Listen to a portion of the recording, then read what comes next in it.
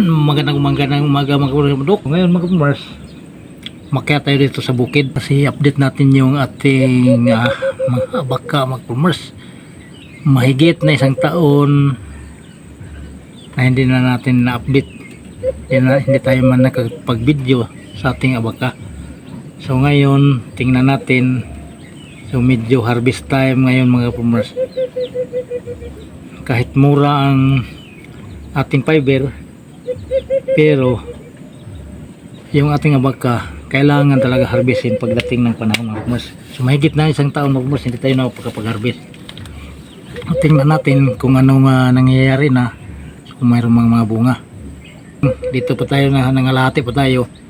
Ito na nadaanan pa ng motor. So ngayon maya maya mga kapatid, makikita natin ng ating abaka doon kung ano na ang nangyari. So yun mga kapatid, akyat na tayo doon sa ating abakahan. Tingnan natin yung ating abaka. Saka i-try natin dyan mga kapatid kung makakyat yung ating motor dyan.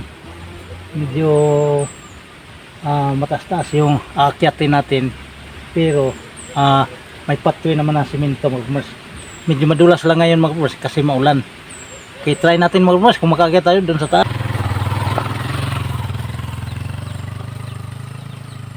A few moments later. Yan mga kapatid, dito na tayo sa abakahan mga kapatid. Ang ating pag-usapan ngayon mga kapatid, habang dito tayo sa abakahan, ang tamang pag-harvest mga kapatid. Kung hindi ito tamang pag-harvest mga kapatid, sa ganitong sitwasyon na isang taon na hindi siya narbisan, so ito mga farmers, halos tatalunin na yung ating abaka sa damo mga farmers. Grabe ang damo pag hindi tama ang pag-harvest mga farmers. Pag inubos-ubos lahat ng mga malalaki dyan mga farmers, pag inubos-ubos yan, so malagubat ang resulta sa ating abakahan mga farmers. Hindi katulad nito na kahit isang taon, so hindi mo makikita na marami ang damo. Ayan, ipaikot ko ayan, kahit saan banda malilim ang abaka, no? So ang ibig kong sabihin mga farmers, pag abaka na ang makalilim, yung damo natin hindi makaboylo yan. Ayan, oh, tingnan natin, paikot, ayan.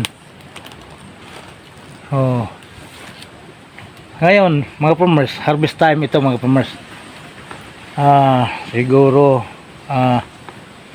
ano lang, kailangan lang ng kanang tao kasi kulang yung mag-harvest mga farmers. Maraming ginagawa pa, hindi pa matuloy ang pag-harvest. So yun, yung maraming bunga na mga farmers, yun ang dapat at harvestin natin. At ang kagandahan dyan sa may mga bunga mga farmers ay yung fiber ay mabigat. Ayan. Yan ang isang tip na para sa ating mga baguhan para sa baka, no? Yung nagsasaka sa baka, halos lahat ng mga puno-puno mga farmers mayroon ng mga bunga. Yun ang hinaharvest namin mga farmers, yung bunga at saka yung kasunod na malapit na magbunga. Okay, so ang dapat talaga kukunin lang mga farmers sa ating pag-harvest, ito mga farmers, malaking tulong ito na tips. Kahit pag-harvest ng mga farmers, alam natin yung pag-harvest, alam na natin yung paglilinis, alam na natin, no? Kung kailan harvestin, alam na natin mga farmers. Kasi mayroon na tayong mga video yan, at hindi lang tayo ang nagbibideo yan, maraming nagtuturo. Ang sikreto talaga mga farmers, para maganda yung fiber mo, matibay, mabigat, yung may bunga talaga mga farmers ang harvestin, no? Tapos advantage ka mga farmers, kung bunga lang ang harvestin mo, 4 na buwan, di ba? Mayroon na tayong video ng ganyan. 4 na buwan, pwede na ma-harvest ulit. Hindi lang yan. kung gusto nyo mo na 4 hanggang 6 na buwan mag-harvest, yung kasunod na may bunga, ayun ang putulin natin, yun ang harvestin. Oh, diba? So, anong advantage pag hindi natin ubusin sa pag-harvest ang ating mga malalaki na abaka? Kasi gusto nating ubusin pag-harvest. Kasi gusto natin na malaki tayo kita, no? Hindi ganun mga farmers. Matatalo tayo, matagal tayo makapag-harvest ulit. Tapos magsuhol pa tayo ng magkaingin ating abakhan kasi mapuno ito sa damo mga farmers kabundok. Oh.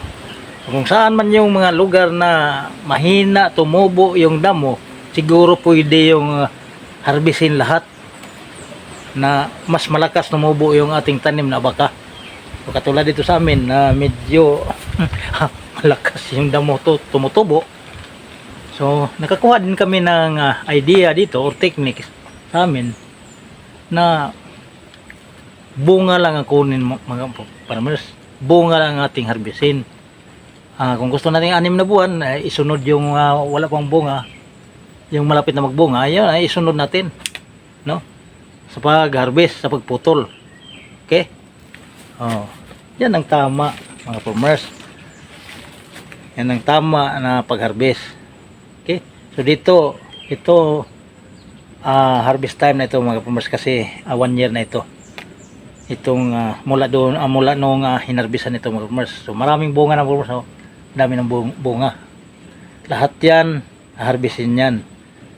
So pag harvest nyan, alinis muna bago mag-harvest. Bago tayo tawag sa amin na magkigi, no? Mag-making fiber mga farmers. English hindi man labaw na dito ka mag-English.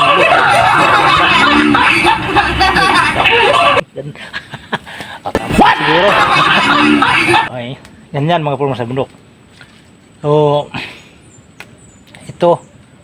ito mga farmers, hindi to sa ating baka kasi malayo pa yung sa akin. Ito lang yung unang nakikita natin abakahan na so pamangkin ko rin ang nag-alaga dito mga farmers. So ayan, dito nagpag-video tayo mga farmers. So ngayon siguro mga ilang araw din kasi kasunod-sunod lang itong pag-harvest dito noon. Nauna pa yung sa akin. Puntahan natin mga farmers yung sa akin at tingnan ko kung baka yung mga may bunga mga farmers ay patay na o pangit din. Isa ding tips ito mga farmers, yung hindi natin putulin yung may mga bunga na hanggang mamatay siya. So pangit din na nasisira din yung bawat puno ng ating abaka. Medyo hindi pwede na mamamatay lang siya na hindi putulin. Dapat talaga putulin yung may bunga, no? Pangit din putulin yung malalaki na walang bunga. Alam niyo kung bakit? Sa sunod na video pag-usapan natin mga farmers. Kung may magtatanong sunod na video pag-usapan natin. Okay? So maraming salamat. So sa lahat ng nakagusto sa ating tips ngayon mga farmers, pindutin niyo ng ating like button dyan. Kung hindi ka pa napag-subscribe sa ating bahay mga farmers, pakisali naman yung subscribe button. At kung gusto nyo makita pa yung ating mga video noon o ngayong bago sa pag-update natin ng waka, mag-notify mga farmers para lagi nyo makikita ang ating mga video. Okay? So maraming salamat. Bye-bye!